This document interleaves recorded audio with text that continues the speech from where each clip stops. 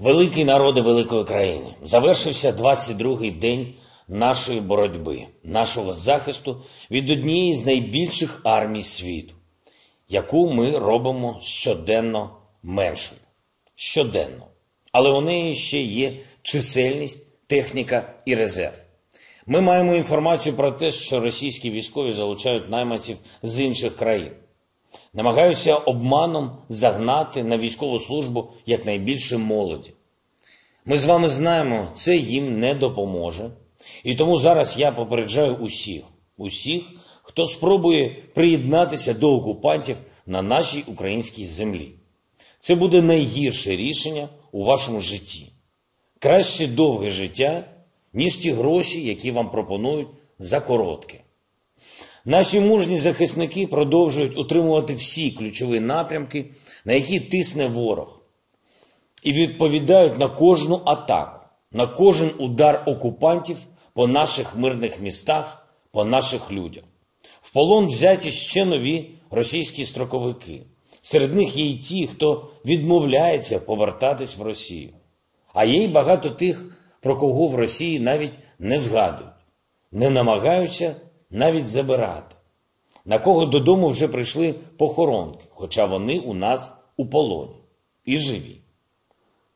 Все россияне, которые меня сейчас слышат, говорите, пожалуйста, об этом. Рассказывайте это в России. Каждая мама, которая знает, что ее сына отправили на войну против Украины, должна проверить, где ее сын. И особенно те, кто не может связаться со своими детьми, кому сказали, что их дети погибли и не вернули тела. В интернете есть номера, по которым вы можете обратиться и узнать, что же на самом деле с вашими детьми. У нас не было расчета взять 1000 пленных. Нам не нужны 13 или сколько угодно еще тысяч убитых российских солдат. Не нужны. Мы не хотели этой войны. Мы хотим только мира. И мы хотим, чтобы вы любили своих детей больше, чем боитесь своей власти.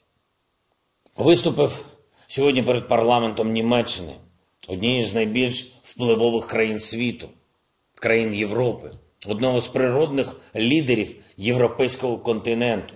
Виступив не просто як президент, а як українець, громадянин, як європеєць, як той, хто відчуває вже багато років, що німецька держава від нас усіх ніби як за стіною. Невидимою, але міцною стіною. Ми бачили, як Німеччина десятиліттями боролась за економіку, за нові російські газопроводи і старі європейські мрії. Мрії про якусь співпрацю, яку Росія давно не сприймає всерйоз. Ми бачимо, що погляди німців змінюються. І це дуже важливо. Бачимо, як Німеччина шукає новий шлях.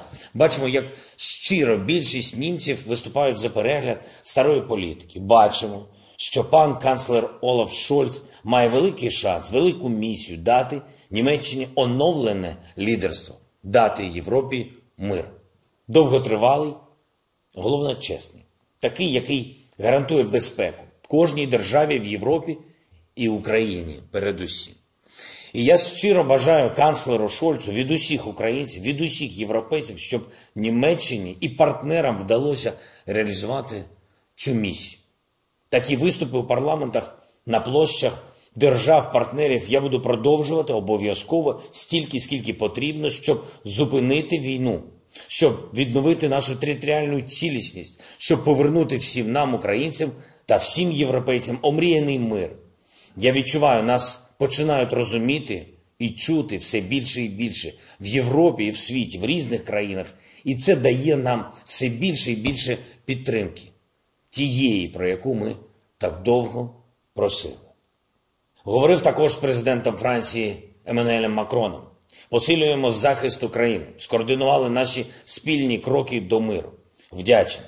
Також я вдячний президенту США Байдену за нову і дієву підтримку для нашої держави. Зрозумійте, я не можу розкрити вам всіх деталей і цього пакету підтримки і інших, бо це наша тактика, наша оборона, коли супротивник не знає, чого чекати від нас. Як вони не знали, що їх буде очікувати і після 24 лютого. не знали, що є в нас для захисту і як ми готувалися зустрічати удар. Окупанти думали, що йдуть в Україну, яку бачили колись раніше, у 14-15 роках, яку вони корумпували постійно і якої не боялися, а ми інші.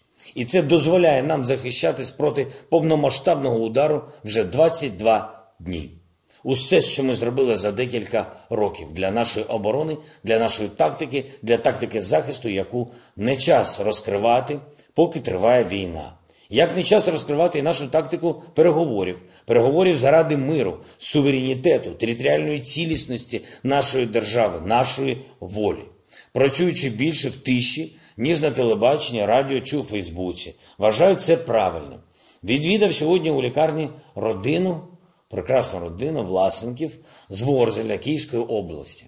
Рятуючись, вони потрапили під російський обстріл. Старша донька Катя, їй всього лише 16 років, закрила собою братика Ігоря, йому 8. Брат вийшов з машини і проклинав окупантів. Мама Тетяна отримала осколкові поранення, батько виніс доньку на руках. Дякувати Богу, вони всі врятувались, бо трималися разом, сім'єю і захищали один одного.